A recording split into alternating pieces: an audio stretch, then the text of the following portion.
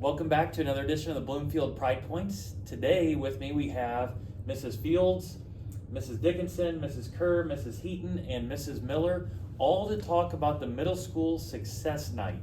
So to get started, when is the Middle School Success Night and who all is involved? Right, well, we have Middle School Success Night in March. It's in the evening, usually the week right before spring break. And the people involved are the middle school teachers, the counselors for both the elementary and the middle school.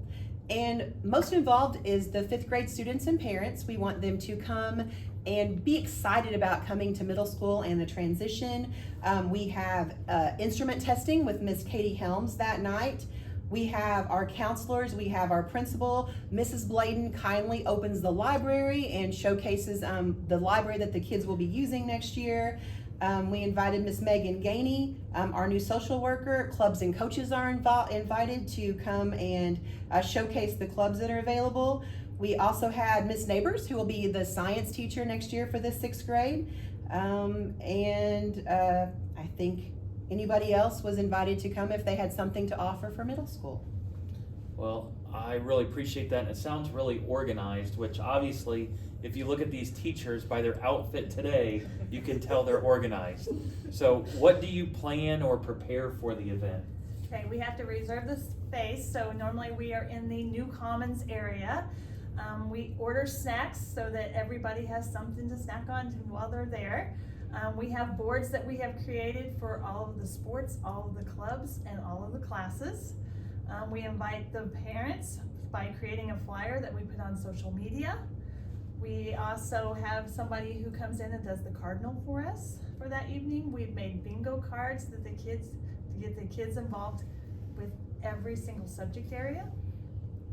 You have a little prize at the end of it. Yeah. Awesome. Well, you had me at snacks, but thank you.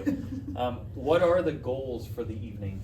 The biggest goal for us is really to start building that relationship.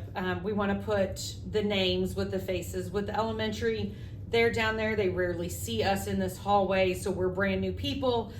So we want them to familiarize themselves with us, and we can start building that relationship even before school is out for the summer. And that way, on that first day of school, they're like, "Oh yeah, I remember you," and it really gives them some confidence in coming into this side of the building where they're not usually at.